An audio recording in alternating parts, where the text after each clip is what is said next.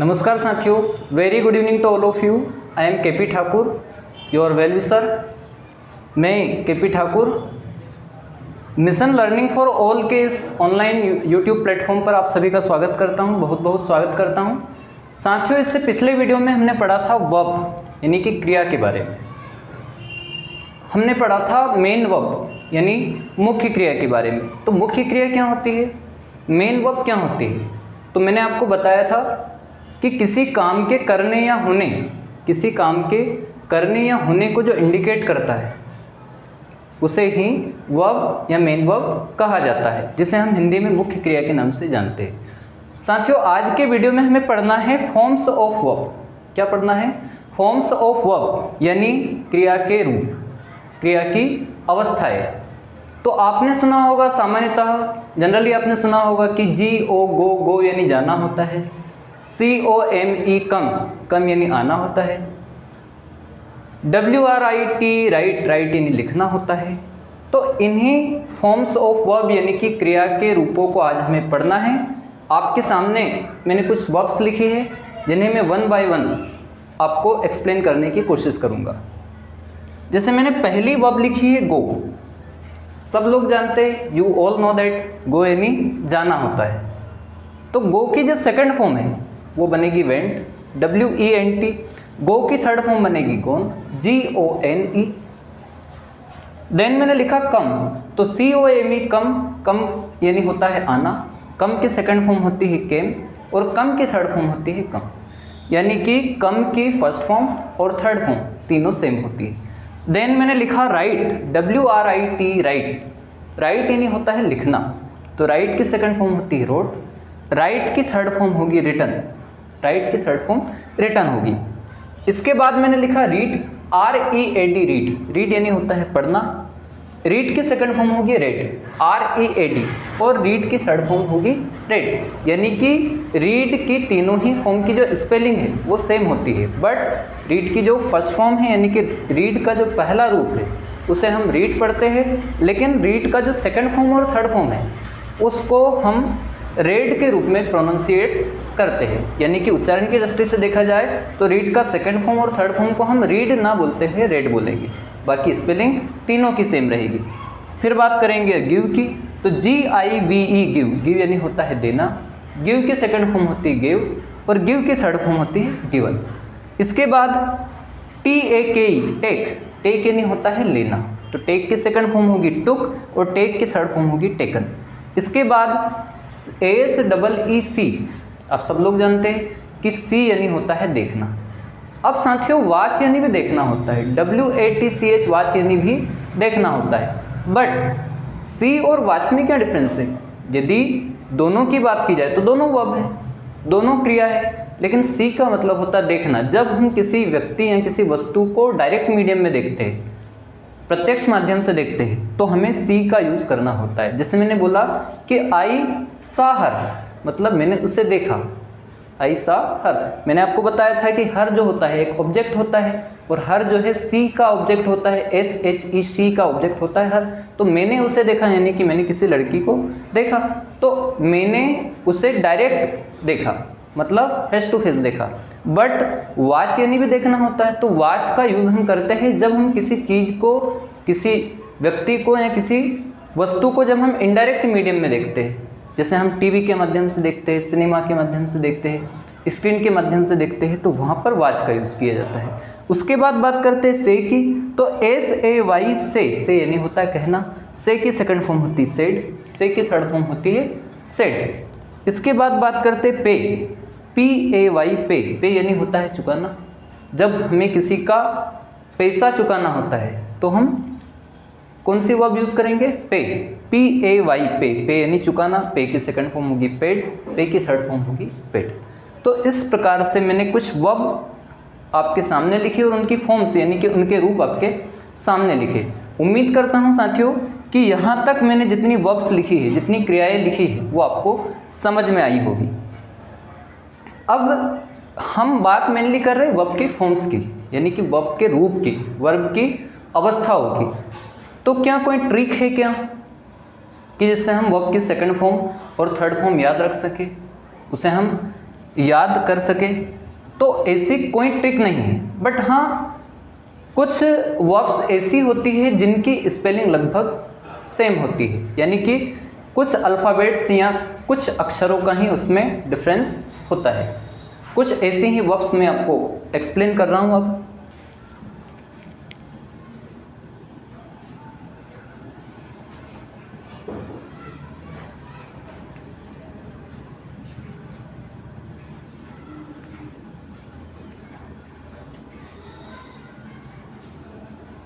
Dear friends, कुछ verbs ऐसी होती है जिनकी स्पेलिंग लगभग सेम होती है, या यूँ कहूँ मैं कि जिनके लगभग जितने भी अक्षर है उनमें से कुछ अक्षर ही ऐसे होते हैं जो डिफरेंट होते हैं, बाकी पूरी की पूरी जो स्पेलिंग है वो सेम होगी। जैसे मैंने यहाँ पर एक वर्ब लिखी CRY क्राई, तो क्राई यानी होता है चिल्लाना, क्राई यानी होता है चिल्लाना। क्राई की सेकंड फॉर्म होगी क्राइड, क्राई की सेकंड फॉर्म होगी क्राइड, CRIED। क्राई की थर्ड फॉर्म भी होगी क्राइड, CRIED। देन मैंने बात करी ट्राई की, तो TRY ट्राई, ट्राई मतलब होता है कोशिश करना, ट्राई यानी होता है कोशिश करना। ट्राई की सेकंड फॉर्म होगी ट्राइड, ट्राई की सेकंड फॉर्म होगी ट्राइड, और ट्राई की थर्ड फॉर्म भी होगी ट्राइड। देन मैं बात करूंगा आपके सामने फ्राई की, तो FRY फ्राई, फ्राई का मतलब होता है तलना। क्या होता है? तलना। जब हम नूडल्स वगैरह या मैगी वगैरह को फ्राई करते हैं, तलते हैं, तो उसके लिए हमें यूज़ करना होता है फ्राई वर्ब का। तो फ्राई की सेकंड फॉर्म होगी फ्राइड, FRIED। फ्राई की थर्ड फॉर्म होगी फ्राइड, FRIED। देन हम बात करेंगे ड्राई की, तो DRY ड्राई, ड्राई मतलब होता है सूखना या सुखाना। ड्राई की जो सेकंड फॉर्म है वो भी रहेगी आपकी DRIED ड्राइड, और थर्ड फॉर्म रहेगी DRIED ड्राइड। देन मैं आपके सामने एक और वर्ब की बात करूँगा, मेरी, MARRY मेरी। तो मेरी का मतलब होता है विवाह करना या शादी करना, विवाह करना या शादी करना। मेरी की सेकंड फॉर्म होगी मेरिट, मेरिट, एंड मेरी की थर्ड फॉर्म होगी मेरिट। देन मैं आपके सामने अगली वर्ब जो बताने जा रहा हूँ वो है कैरी, CARRY कैरी। तो कैरी का मतलब होता है ले जाना, किन्हीं वस्तुओं को या किसी सामान को एक स्थान से दूसरे स्थान पर ले जाना, है ना, उसे हम बोलेंगे कैरी, CARRY कैरी। कैरी की सेकंड फॉर्म होगी कैरिट, CARRIED कैरिट, और कैरी की थर्ड फॉर्म होगी कैरिट। तो इतनी सारी जो वर्ब्स है इनमें मैंने आपको बताया था कि कुछ ही अक्षर ऐसे होते हैं जो, कुछ ही अल्फ़ाबेट ऐसे होते हैं या कुछ ही सिलेबल ऐसे होते हैं जो डिफरेंट होते हैं, जो अलग होते हैं। जैसे मैंने सबसे पहले बात की क्राई की, तो क्राई की जब सेकंड फॉर्म बनाई तो हमने वाई को रिमूव कर दिया, वाई को रिमूव करके हमने वाई के स्थान पर लगा दिया IED, तो सेकंड फॉर्म बन गई। फिर हमने वाई के स्थान पर IED लगा दिया तो थर्ड फॉर्म बन गई। सेम इसी टाइप से जो ट्राई है, ट्राई के अंत में, ट्राई के एंड में वाई है, वाई को हमने जब सेकंड फॉर्म में रिमूव किया तो IED लग गया। फिर थर्ड फॉर्म में भी हमने रिमूव किया तो IED लग गया। इसी टाइप से जो फ्राई है, FRY फ्राई, फ्राई की जब हमने सेकंड फॉर्म बनाई तो फ्राइड बनी, फ्राइड, फ्राई की थर्ड फॉर्म जब हमने बनाई तो भी फ्राइड बनी। ओवरऑल मेरे कहने का मतलब ये है कि कुछ हमारी मेन वर्ब्स ऐसी है जिनके अंत में वाई होता है, और जब उनका सेकंड या थर्ड फॉर्म बनाया जाता है तो उस वाई को रिमूव करके हमको IED लगाना होता है। जैसे हमने क्राई में वाई के स्थान पर सेकंड फॉर्म और थर्ड फॉर्म में वाई हटाकर IED लगा दिया, ट्राई में हमने सेकंड फॉर्म और थर्ड फॉर्म बनाते टाइम IED लगा दिया। इसी टाइप से फ्राई के अंत में भी हमने सेकंड और थर्ड फॉर्म बनाते समय वाई हटाकर IED लगा दिया। ड्राई में भी हमने वाई हटाकर IED लगा दिया सेकंड और थर्ड फॉर्म में। इसी टाइप से मेरी जो है, मेरी में भी हमने वाई हटाकर अंत में IED लगा दिया, तो बन गया हमारा वर्ब जो है वो बन गए हमारी मेरिट। इसके बाद में थर्ड फॉर्म में भी मेरी का जो थर्ड फॉर्म है उसमें भी हमने वाई को रिमूव करके IED लगा दिया। देन कैरी, तो कैरी में भी हमारा जो मेन फॉर्म यानी कि जो फर्स्ट फॉर्म है, first form of main verb जो है उसमें वाई लगा है कैरी में, तो वाई हटाकर हमने सेकंड फॉर्म में IED लगा दिया तो बन गए कैरिड, और थर्ड फॉर्म भी बन गए कैरिड। आई होप दैट आपको इतना समझ में आया होगा कि इन सारी वर्ब्स में, इन सभी वर्ब्स में कुछ बेसिक डिफरेंस है, हल्का सा बेसिक डिफरेंस है जिसके माध्यम से इनके सेकंड और थर्ड फॉर्म बनाए गए। इसके बाद में आपसे मैं चर्चा करूंगा कुछ ऐसी वर्ब्स की जिनके तीनों के तीनों ही फॉर्म सेम होते हैं। कुछ ऐसी वर्ब्स हैं, कुछ ऐसी क्रियाएं हैं जिनके तीनों के तीनों रूप लगभग समान होते हैं, सेम होते हैं। जैसे मैंने एक वर्ब लिखा यहाँ पर, लिखा CUT कट। अब कट का मतलब होता है काटना, कट का मतलब होता है काटना, तो कट की जो सेकंड फॉर्म बनेगी वो भी कट ही बनेगी, यानी कि कट का फर्स्ट फॉर्म, सेकंड फॉर्म और थर्ड फॉर्म तीनों फॉर्म सेम होंगे, तो कट कट कट। इसके बाद PUT पुट, पुट का मतलब होता है रखना, तो पुट की जो सेकंड फॉर्म बनेगी वो भी बनेगी पुट, और पुट की जो थर्ड फॉर्म बनेगी वो भी बनेगी पुट। इसके बाद अगली मैं वर्ब लिखूंगा यहाँ पर हिट, HIT हिट। हिट का मतलब होता है टक्कर मारना, टक्कर मारना, टक्कर मारना। हिट की जो सेकंड फॉर्म बनेगी वो भी बनेगी हिट, HIT, और हिट की थर्ड फॉर्म भी बनेगी हिट, यानी कि HIT। एक और हमारी अगली वर्ब है हर्ट, HURT हर्ट। हर्ट का मतलब होता है चोट पहुंचाना, चोट पहुंचाना, तो हर्ट का सेकंड फॉर्म भी बनेगा आपका हर्ट, यानी स्पेलिंग सेम रहेगी, HURT सेकंड फॉर्म में भी और थर्ड फॉर्म में भी HURT, हर्ट हर्ट हर्ट। तो ऐसी कुछ वर्ब्स हैं जिनके तीनों ही फॉर्म, तीनों ही रूप लगभग समान होते हैं।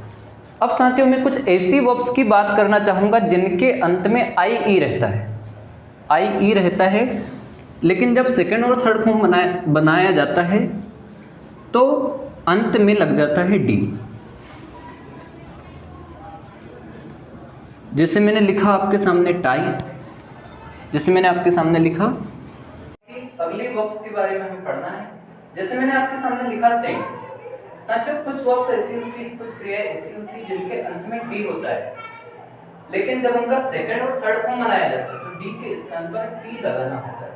जैसे मैंने आपके सामने लिखा सेंट, SENT सेंट, तो सेंट का जब सेकंड फॉर्म बनाया तो हमने डी की प्लेस पर टी लगा दिया, डी के स्थान पर टी लगा दिया, तो हमारा सेकंड और थर्ड फॉर्म बन गया। फिर हमने यहाँ पर लिखा स्पेंड, तो SPEND, स्पेंड का मतलब होता है खर्च करना, स्पेंड का सेकंड फॉर्म बनता है स्पेंड, और स्पेंड का थर्ड फॉर्म बनता है स्पेंड, यानी कि डी के प्लेस पर टी। फिर है BEND बेंड, बेंड का मतलब होता है झुकना, बेंड का सेकंड फॉर्म बनेगा आपका बेंड, और बेंड का थर्ड फॉर्म भी बनेगा बेंड। देन हमने बात की बिल्ड, BUILD बिल्ड, बिल्ड का मतलब होता है बनाना या निर्माण करना, तो बिल्ड का सेकंड फॉर्म बनेगा बिल्ड, BUILD, और थर्ड फॉर्म भी बनेगा बिल्ड, BUILD। तो ओवरऑल यदि मैं आपसे बात करूं तो ये कुछ ऐसी वर्ब्स हैं जिनके फर्स्ट फॉर्म के अंत में डी होता है, लेकिन सेकंड और थर्ड फॉर्म बनाते समय डी के स्थान पर हमें टी लगाना होता है। अब साथियों में कुछ ऐसी वर्ब्स के बारे में आपसे चर्चा करना चाहूंगा जिनके अंत में IE होता है, जिनके अंत में, जिनके एंड में IE होता है, बट सेकंड और थर्ड फॉर्म बनाते टाइम डी लगा दिया जाता है। जैसे मैंने आपके सामने एक वर्ब लिखी, आपके सामने मैंने एक वर्ब लिखी यहाँ पर लाई, LIE, लाई। लाई का मतलब होता है झूठ बोलना। क्या होता है? झूठ बोलना। लाई का मतलब होता है झूठ बोलना। तो लाई के अंत में, जैसे मैंने आपसे बताया कि लाई के अंत में LIE, यानी कि लाई के अंत में IE है, तो लाई का जब सेकंड फॉर्म बनेगा तो अंत में केवल डी लग जाएगा, यानी कि LIET। जब थर्ड फॉर्म में बनेगा तो केवल डी लग जाएगा, यानी LIET, लाइट लाइट। अब लाई का मतलब क्या होता है? झूठ बोलना। क्या होता है? झूठ बोलना। जैसे झूठ बोले कौवा काटे, काले कौवे से डरे, जैसी वाली बात होगी। फिर बात करेंगे हम डाई की। DIE, die. डाई मतलब होता है मरना। क्या होता है? मरना। महात्मा गांधी का स्लोगन क्या था? गांधी जी का नारा क्या था? गांधी जी का नारा था डू और डाई, मतलब करो या मरो। तो दो बात तो हमारी वहीं से कंप्लीट हो रही है। डू यानी होता है करना, डी और डू यानी होता है करना, और मतलब होता है या, और DIE, डाई मतलब होता है मरना। तो डाई की जब सेकंड फॉर्म बनाएंगे तो सेम वैसा होगा DIE, डी। थर्ड फॉर्म में DIE, डी, यानी कि केवल डी लगाने से इसका थर्ड फॉर्म और सेकंड फॉर्म बन गया। सेम इसी टाइप से मैं आपके सामने लिखूंगा टाई।